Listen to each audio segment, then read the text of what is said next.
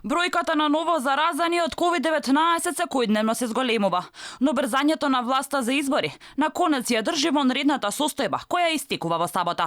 Останува отворено прашање што ако владата не достави предлог за продолжување на вонредната состојба, оти сакаат брзи корона избори. Дали Пендаровски може без нивен предлог да донесе одлука?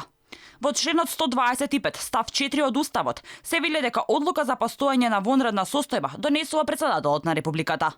Ако собранието не може да се состане, одлука за постојање на вонредна состојба донесува претседателот на Републиката и му ја поднесува на собранието на потврдување, штом тоа ќе е во можност да се состане. Откако Уставниот суд не сакаше да се произнесе по уставноста на веќе донесените 4 одлуки за утврдување на вонредната состојба од страна на претседателот, со што имплицитно Уставниот суд застана во одбрана на правото на претседателот да носи нови одлуки за прогласување на вонредна состојба.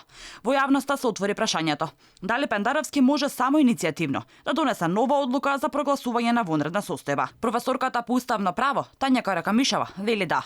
Дали на претседателот Пендаровски му е јасно во каква состојба се наоѓа државата? Каква црна здравствена статистика имаме? Дали е свесен дека вонредна состојба согласно Уставот во услови кога нема собрание утврдува само тој без обврска да бара предлог од владата? Претседателот е должен да го заштити здравјето на граѓаните, да биде разумен и да не подклекнува на барањата на СДС за корона избори. На ист став е и професорот Саво Климовски, кој своевремено беше и веде претседател на Македонија. Тој за Алфа вели дека претседателот може сам да прогласи вонредна состојба, повикувајќи се на ставот 2 од членот 125 од Уставот на Република Македонија. Аналитичарот Алберт Муслиу пак е на ставот дека Пендаровски не може без предлог на владата да ја продолжи вонредната, но сепак морало да се почитува мислењето на Комисијата за заразни болести.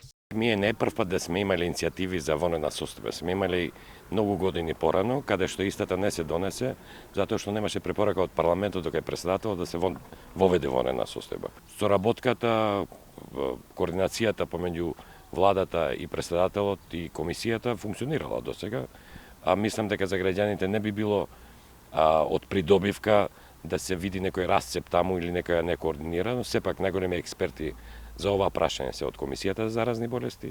Вонредната состојба завршува во сабота. Од кабинетот на претседателот се уште не кажуваа дали Пендаровски размислува за продолжување на истата, со оглед на ново настанатата состојба. Туку само најавуваат дека претседателот утре ќе има обраќање на кое ќе се разјаснат работите. Првата вонредна состојба беше прогласена на 18 март, кога вкупната бројка на заразени од корона беше двоцифрена, за разлика од сега, кога број над 3000.